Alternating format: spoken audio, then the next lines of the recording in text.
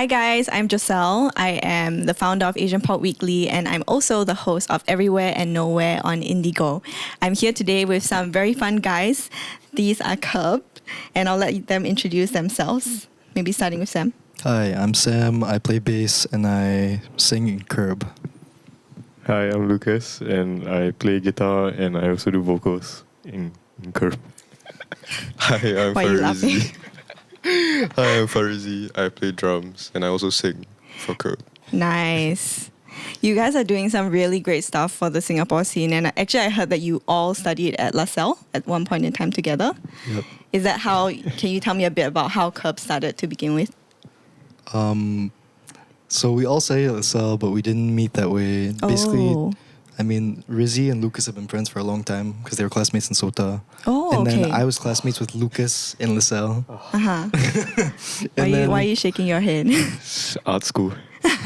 And yeah, so Art school basically I vibes. met Rizzy through Lucas. I see. Yeah. Then what was it that made you guys want to start Curb? Because I know you guys had known each other for a while and were like working on some ideas, but you only really started to work on like music during lockdown, right? Yeah.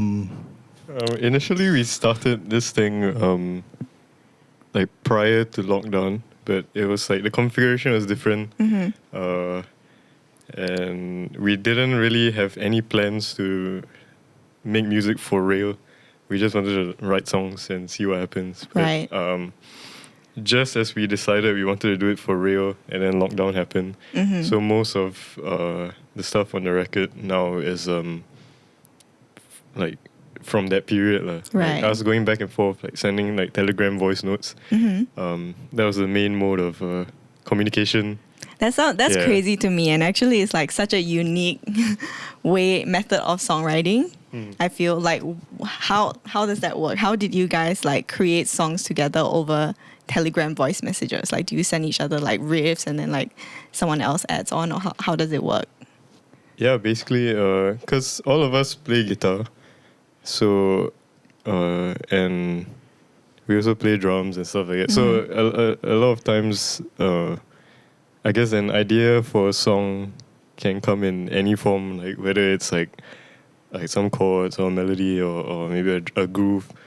So since we're all able to execute that to whatever extent, and we can communicate that through the voice note lah. In like just like shitty quality, just like playing wrong or but, like the idea is there lah. Yeah. It's a safe Telegram space. Yeah, exactly. Yeah. Awesome. Yeah, I know that you guys are also like, I mean, you guys all play in different bands. You have a lot of experience within the Singaporean music scene already. But what would you classify Curb's sound as, or like how would you describe it? You take the hardest question. I mean, I think we definitely draw a lot of influences from emo music and like, I'd say like hardcore adjacent bands because that's what we listen to. But I think we always have a difficulty trying to define like what exactly it is we play because we're not setting out to like make emo music. I think we kind of draw our influences from the emo genre and then we try to just make our own brand of music. Right. Yeah. So But I mean, if you were to, you don't have to use like genres to like Right. describe your music, but like adjectives or like a feeling. Like, what are you guys going for with Curb? I feel like our ethos is mainly like we just write the shit that we want to hear. And then That's very broad. yeah, but I feel like the energy of the songs or whatever isn't set in stone or isn't like premeditated. It's like, okay, we write blah blah blah, and then at the end of it we're like, okay, this is what we've created, and then this is the feeling or this is the energy that we are putting out, and then I guess it's up to people's interpretation, and they can see if they like it or not. Yeah. Cool. Yeah, I mean that doesn't say That's a very that's like carefree saying way nothing at of- all. Yeah, sorry. You said it, not me. But anyway, I think that you guys are definitely still doing something like really different with your music. And you've mentioned before, I think, that that's something that's very important to you guys, to try and not follow what's already there in the blueprint, but to make something different. would you say that that's one of the core values within your music, or like your creative process? I would say so, but I mean, it's not. I wouldn't say it's necessarily just for the sake of being different, but like I think all of us collectively, I think I can say this, like we want to hear something else. Like we don't want to just write like a title fight song that sounds exactly like that, and then be like, call it a day. Like, oh, that sounds pretty good. Like that's not bad. Yeah. You know, I think collectively we want to push for more to hear things that we want to hear. Yeah. Nice. Yeah, and I think that it's really interesting how you guys, actually, I think it was Farizi, you mentioned in a previous interview that it's not enough to be just a band and make music in Singapore, right? Can you unpack a little bit more about that? Caught out. No, yeah. I guess what I was trying to say was that I guess as a band and then becoming recognized as music makers, then there's a sort of, I mean, I don't think it's necessarily an obligation. There's nothing wrong with like just making music and then putting it out there. But I think it also takes another step to like make music and be intentional about what you're trying to do with your music. And I think that's what is like I think that's what we all believe in Curb. Yeah. Like I see. defining like what the intentions are and like what are we really doing with the music that we're making and putting out. Right. So it's not just about making music without intention in Singapore. It has to always have an intention to move it forward. Cool. I know that you guys also, you're all like born and raised in Singapore, I'm guessing. No? Yes? No? Yeah, I'm Singaporean, but I stayed in the US until I was 14 and I moved back. Okay, cool. But I feel that your music is, it has some very Singaporean themes that run through it. Why do you think that it's important to have that kind of local context in your music? I think it sort of stems from, at least to me, the way I perceive it.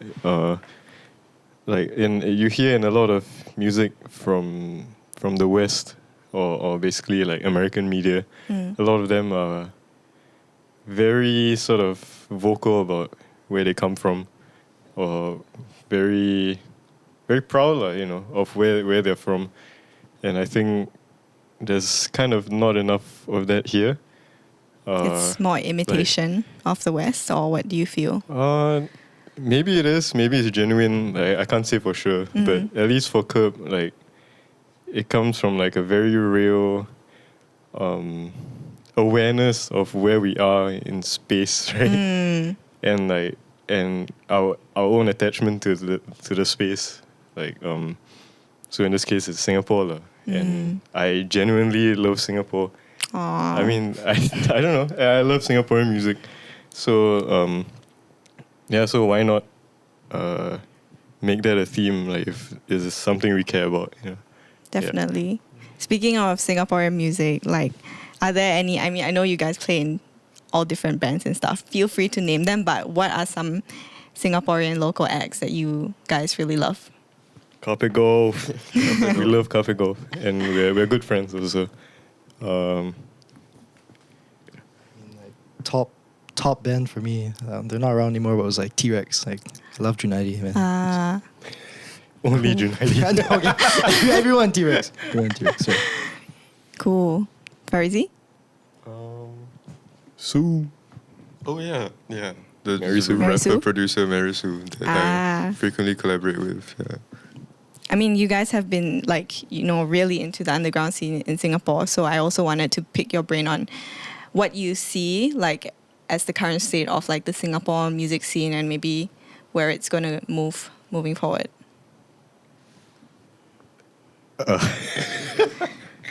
I know it's a big one. That's a very big question.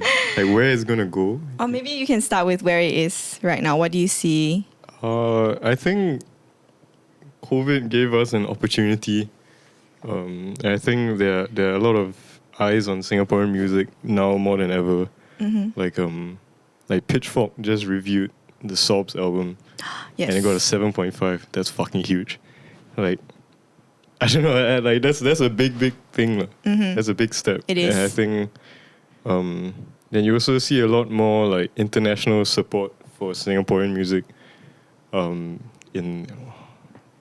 In in the zeitgeist. So Here and I there. think like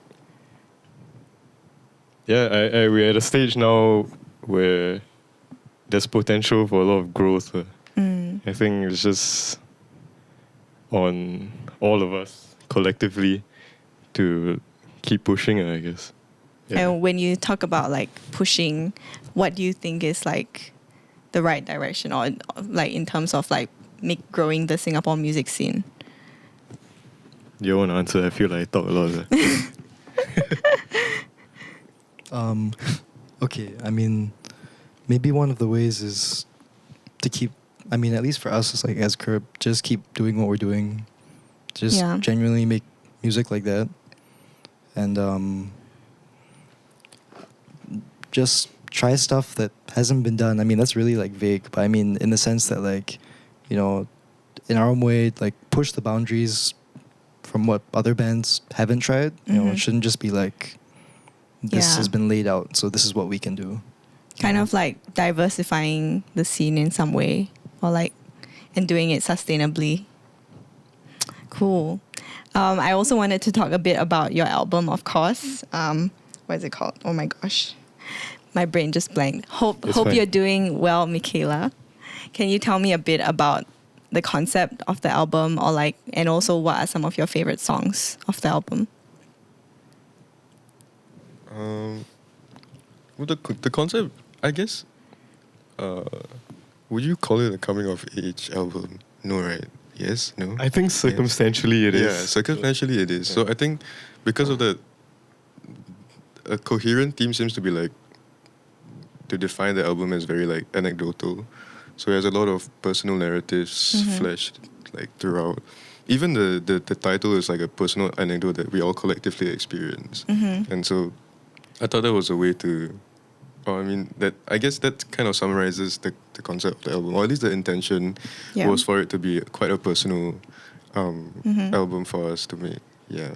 Can you talk a bit about that personal anecdote of Hope You're Doing Well, Michaela? Is it like is Michaela a person, or is it like Michaela may or may not be a real person that we experienced or we encountered. okay? Experience is the word. No, not experienced. Sorry, encountered. Had an interaction with. Yeah. Okay.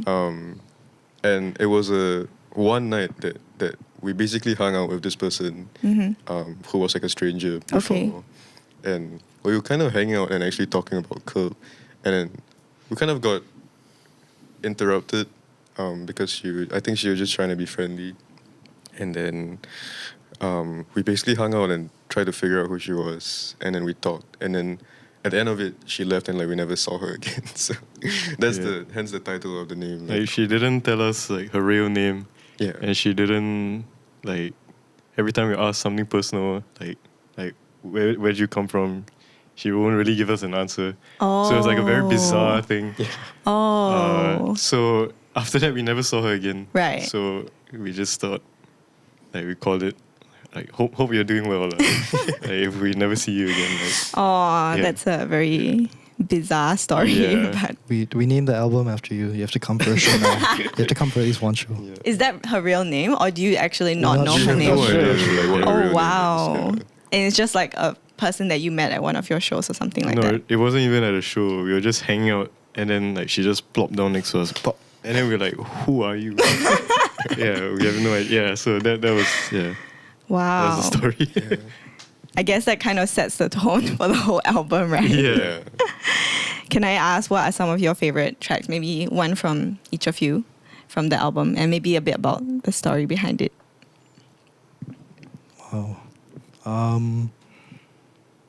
You guys can go first. I mean, my favorite, I think, is 2020.